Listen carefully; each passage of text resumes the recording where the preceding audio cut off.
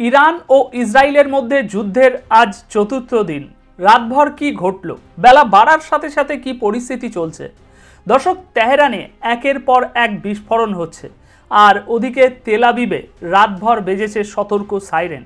Iran স্পষ্ট বার্তা দিয়েছে তাদের সবচেয়ে বড় ক্ষেপণাস্ত্র হামলা এবার তারা চালাতে চলেছে, কারণ তেহরানের আকাশ আবারও কেঁপে উঠেছে জোরালো বিস্ফোরণে, যা গোটা রাজধানীকে কাঁপিয়ে দিয়েছে।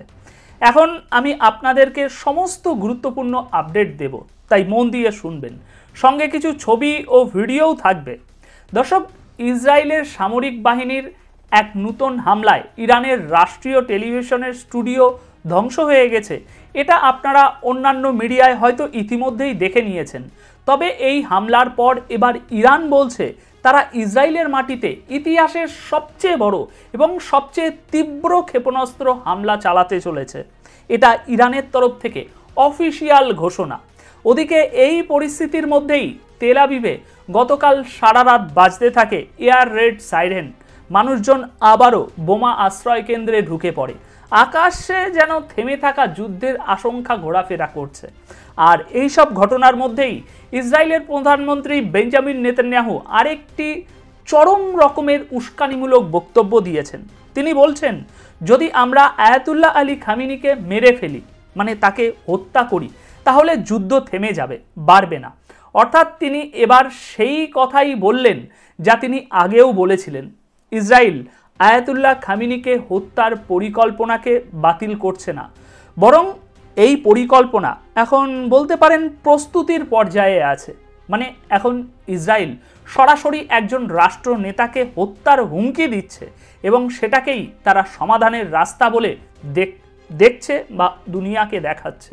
অন্যদিকে আমেরিকার প্রেসিডেন্ট ডোনাল্ড ট্রাম্প তার নিজস্ব সোশ্যাল মিডিয়া ট্রুথ সোশ্যালে নতুন করে উত্তেজনা সৃষ্টি করেছেন। তিনি তার পোস্টে লিখেছেন, তেহরানের সমস্ত মানুষ যেন শহর ছেড়ে দেয়। অর্থাৎ আমেরিকার একজন প্রেসিডেন্ট ইরানের সাধারণ মানুষদের শহর ছেড়ে পালাতে বলছেন। ট্রাম্প আরও বলেছেন, ইরানের কাছে পারমাণবিক অস্ত্র থাকার কোনো অধিকার নেই। ভাবুন একবার, একদিকে ক্ষেপণাস্ত্র হামলার হুমকি, অন্যদিকে পারমাণবিক যুদ্ধের ইঙ্গিত, আর এই দুইয়ের মাঝখানে আটকে গেছে গোটা মধ্যপ্রাচ্য। ইরানের উচ্চপদস্থ কর্মকর্তারা বলছেন, এবার হামলা শুধু জবাব নয়, একটি বার্তা, একটি দৃষ্টান্ত হবে। তাই এখন গোটা দুনিয়া নিঃশ্বাস আটকে অপেক্ষা করছে পরবর্তী সকাল, পরবর্তী দিন যুদ্ধের কি নতুন অধ্যায় নিয়ে আসবে। নেতানিয়াহুর একগুঁয়ে মনোভাব আর ট্রাম্পের এই ধরনের বক্তব্য কি গোটা অঞ্চলকে পারমাণবিক যুদ্ধের দিকে ঠেলে দিচ্ছে? এই প্রশ্নটাই এখন প্রতিটি সংবাদপত্রের প্রধান শিরোনাম। আর এই মুহূর্তে এটাই সবচেয়ে বড় আপডেট। এই কথাগুলো বলার সময় এতক্ষণ আপনারা যে ছবিগুলো দেখলেন, এগুলো গতকাল রাত থেকে সকাল পর্যন্ত চলা হামলার একদম সাম্প্রতিক দৃশ্য। এবার আমি আপনাদেরকে যে বিস্তারিত তথ্য দিতে চলেছি, অনুগ্রহ করে সেটা একটু মন দিয়ে শুনবেন। দর্শক, ইরানের সংবাদপত্র ইরনাতে রাতেই একটি খবর ছাপা হয়েছে, যেখানে বলা হয়েছে গত রাত থেকে যখন ইরান ক্ষেপণাস্ত্র ছুটতে শুরু করেছে, তখন থেকেই মনে হচ্ছে ইরান হয়তো ইসরায়েলের আয়রন ডোম সিস্টেমকে হ্যাক করে ফেলেছে। আর এই হামলা এখনও চলেই যাচ্ছে। যে আয়রন ডোম একসময় ইসরায়েলের সবচেয়ে বড় প্রতিরক্ষা ব্যবস্থা ছিল, তা এখন কার্যত অচল হয়ে পড়েছে। ক্ষেপণাস্ত্র থামাতে পারছে না, এমনকি তা ঠিকঠাকভাবে কাজও করছে না। ফলে ইরানের ক্ষেপণাস্ত্র একদম সরাসরি গিয়ে লক্ষ্যস্থলে গিয়ে পড়ছে। সাথে আরও আশঙ্কার কথা হচ্ছে, ইসরায়েলের সামরিক বাহিনীর সিস্টেমেও ইরানি হ্যাকাররা হয়তো প্রবেশ করে গিয়েছে। এই রিপোর্টেই প্রশ্ন তোলা হয়েছে, আয়রন ডোম কি ব্যর্থ হয়ে গেছে? এই প্রশ্নটা রিপোর্টের শিরোনামেও আছে। এখন পুরো খবরটা শুনুন, কারণ ব্যাপারটা খুবই গুরুত্বপূর্ণ। দর্শক, ইরানের সশস্ত্র বাহিনী আরও একটি নতুন ক্ষেপণাস্ত্র হামলা শুরু করেছে। আর এই হামলা ইসরায়েলের অধিকৃত ভূখণ্ডের অনেক গভীরে গিয়ে আঘাত করেছে। ফলে ইসরায়েলের সাধারণ মানুষের ঘুম ছুটে গেছে। তাদের জীবন এখন কাটছে বোমা আশ্রয় কেন্দ্রের ভেতরেই। 16ই জুন গভীর রাত থেকে ইরান প্রথমে ড্রোন পাঠিয়েছিল, আর তারপর আজ মঙ্গলবার সকাল পর্যন্ত তারা ছুড়েছে বিভিন্ন শক্তিশালী ব্যালিস্টিক ক্ষেপণাস্ত্র। আমি যখন এই খবরটি পড়ছি বেলা 2টো বাজে। এই মুহূর্তেও পরিস্থিতি একই রকম। যুদ্ধের চতুর্থ দিনে আবারও পুরো ইসরায়েলি জনগণ ঢুকে পড়েছে আন্ডারগ্রাউন্ড বোমা শেল্টারে। কিন্তু এবার একটা চমক আছে, চমকে যাওয়ার মতো ঘটনা ঘটেছে। ইরনা সংবাদ মাধ্যমে লেখা হয়েছে, রিপোর্ট অনুযায়ী ইসরায়েলের আয়রন ডোম সিস্টেম হ্যাক হয়ে গেছে।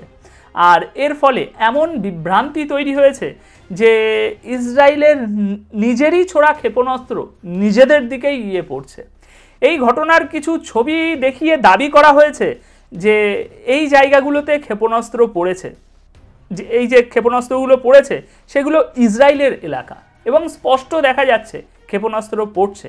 ইন্টারসেপ্টর সিস্টেম কাজ করছে না, ব্যর্থ হয়েছে আয়রন ডোম। এখন এই পরিস্থিতি নিয়ে বলা হচ্ছে যে গোটা বিশ্বের চোখে এখন ইসরায়েলের এয়ার ডিফেন্স সিস্টেম যেন এক রসিকতায় পরিণত হয়েছে। এইসব তথ্য ইরনাতেই লেখা হয়েছে। তারা বলছে সাধারণ মানুষের মোবাইলে তোলা ভিডিও ফুটেজেই দেখিয়ে দিচ্ছে বাস্তবতা কী। ইরানি ক্ষেপণাস্ত্র ইসরায়েলের আকাশসীমা পেরিয়ে যাচ্ছে একদম বাধাহীনভাবে এবং সরাসরি আঘাত করছে লক্ষ্যবস্তুতে, কোনো রকম বাধা ছাড়াই। এমনকি আকাশ প্রতিরক্ষা ব্যবস্থা যেন কোনো প্রশ্নই করছে না, তোমরা কারা, কোথা থেকে এলে, শুধু চুপচাপ বসে আছে। এই একই প্রতিবেদনে আরও একটি বড় সাইবার হামলার কথাও বলা হয়েছে। ইসরায়েলের ন্যাশনাল সাইবার ডিরেক্টর জানিয়েছে কারা যেন ইসরায়েলের সামরিক ইউনিটের নাম ব্যবহার করে সাধারণ মানুষের কাছে ভুয়া সতর্ক বার্তা পাঠিয়েছে। এই খবর আমরা ইসরায়েলি সংবাদপত্রেও পড়েছি। সেই ভুয়া বার্তাগুলিতে লেখা ছিল আপনারা বোমা শেল্টারে যাবেন না। সুতরাং ভাবুন একবার, ইসরায়েলি সেনাবাহিনীর নাম ব্যবহার করে এমন বার্তা পাঠানো হয়েছে যাতে মানুষ আশ্রয় কেন্দ্রে না যায়। এটাও ছিল এক ধরনের সাইবার আক্রমণ, এক ধরনের মনস্তাত্ত্বিক যুদ্ধের অংশ। এখন শুধু ক্ষেপণাস্ত্র নয়, তথ্য ও প্রযুক্তির যুদ্ধেও ইসরায়েল যেন পিছিয়ে পড়ছে। তা না হলে এমনটা কিভাবে হয়? আইডিএফের তরফ থেকে যদি সত্যিকারের সতর্কবার্তা দেওয়া হতো তাহলে মানুষকে বলা হতো শেল্টারে যান, কিন্তু এখানে বলা হয়েছে শেল্টারে যাবেন না এবং ইসরায়েলি গণমাধ্যমেও এই খবরটি ছাপা হয়েছে। মানে মানুষ রয়ে গেছে খোলা আকাশের নিচে আর উপর থেকে হামলা চলছে।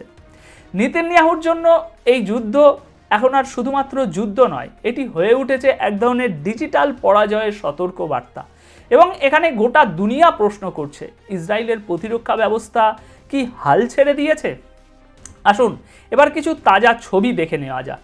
শেব নামের একটি সূত্র সকালবেলায় একটি ছবি প্রকাশ করেছে। একটি ভাইরাল ভিডিওতে দেখা যাচ্ছে সেই মুহূর্ত যখন ইরানি ক্ষেপণাস্ত্রগুলো ইসরায়েলের দিকে ছোড়া হয়। এই ভিডিওটি সকাল থেকেই পুরো সোশ্যাল মিডিয়া জুড়ে ভাইরাল হচ্ছে এবং ঘুরছে। একটি ক্ষেপণাস্ত্রকে পরিষ্কার দেখা যাচ্ছে যেটা একদম সোজা উড়ে যাচ্ছে, আর সকাল হতেই দিনের আলো ফোটার সময়েও ইসরায়েলের উপর এই হামলা চলছিল। মনে রাখবেন, আমাদের আর ওদের মধ্যে সময়ের কিছু পার্থক্য আছে। যখন আমাদের এখানে সূর্য উঠছে তখন ওদের ওখানে ইতিমধ্যে সকাল হয়ে গিয়েছে। আর সেই সকালবেলায় কি ঘটেছে সেটাই এই দৃশ্য। এই ছবি 17ই জুন সকালে তোলা এবং এখন দেখুন যে আয়রন ডোম ব্যর্থ হয়েছে বলা হচ্ছে, বা আমি এই যে বললাম তার বাস্তব চিত্র এটি। কিছু আন্তর্জাতিক সংবাদ মাধ্যমও লিখেছে আয়রন ডোম ব্যর্থ হয়েছে, ইরানের ক্ষেপণাস্ত্রকে আটকাতে পারেনি। এদিকে এখন ইরান দাবি করছে যে ইসরায়েল যেসব এয়ারক্রাফট আর ড্রোন আক্রমণ করেছিল সেগুলো তারা ইন্টারসেপ্ট করেছে। আর এই দাবির কিছু ছবি বা ভিডিও সামনে এসেছে। আকাশে যে ঝিকমিক করা আলো দেখা যাচ্ছে ওগুলো হচ্ছে ইরানের এয়ার ডিফেন্স সিস্টেম থেকে ছোড়া ইন্টারসেপ্টর মিসাইল। এই মিসাইলগুলো ইসরায়েলের ড্রোনগুলিকে আকাশেই ধ্বংস করেছে। এছাড়া ইরান আরও দাবি করেছে যে তারা ইসরায়েলের একটি ফাইটার জেটও নামিয়ে দিয়েছে নতুন করে। তবে এখনও সেই ঘটনার কোনো নির্দিষ্ট ছবি সামনে আসেনি, তাই সেই অংশটুকু দাবি হিসাবেই ধরা হচ্ছে। পরবর্তী এই ঘটনাটি ঘটেছে যখন তেল আবিবের সকাল হওয়ার মতো সময় ছিল, ঠিক সেই সময় সকাল 5টা নাগাদ সেখানে সাইরেন বাজতে শুরু করে। আর এই ধরনের সাইরেন এখন ইসরায়েল ও ইসরায়েলিদের জীবনের এক সাধারণ বাস্তবতা হয়ে দাঁড়িয়েছে। দিনরাত সাইরেন বাজতেই থাকে। এছাড়া খামিনি.ir এই অ্যাকাউন্টটি ইরানের খামিনি সাহেবের এক্স হ্যান্ডেল। সেখানে লেখা হয়েছে আল্লাহর পক্ষ থেকে সাহায্য আসবে এবং আমাদের জয় নিশ্চিত। এছাড়া আরও লেখা হয়েছে আল্লাহর সাহায্য ও বিজয় খুব শীঘ্রই আসবে। এই বার্তাটি কোরআনের আয়াতের একটি অংশ থেকে নেওয়া হয়েছে। এর মাধ্যমে বোঝানো হয়েছে যে খুব শীঘ্রই বড় কিছু ঘটতে চলেছে। এছাড়াও সেখানে স্পষ্টভাবে লেখা হয়েছে যে আল্লাহ যদি চান তাহলে আমরা শীঘ্রই জায়নিস্ট সরকারের উপর বিজয় অর্জন করব। সুতরাং ইরানও এখন বড় ধরনের আঘাত আনতে চলেছে এবং তাদের পক্ষ থেকে এমনও দাবি করা হয়েছে যে ইসরায়েলের অহংকার এবার চূর্ণ বিচূর্ণ হয়ে যাবে। দর্শক, আয়াতুল্লাহ আলী খামেনির এই বক্তব্যের বিষয়ে আপনাদের মতামত কি? কমেন্ট বক্সে অবশ্যই জানিয়ে যাবেন। ভিডিওটি পারলে আরও কিছু মানুষের সাথে শেয়ার করে দেবেন। তাহলে দেখা হচ্ছে পরবর্তী প্রতিবেদনে। ধন্যবাদ আপনাদের সকলকে।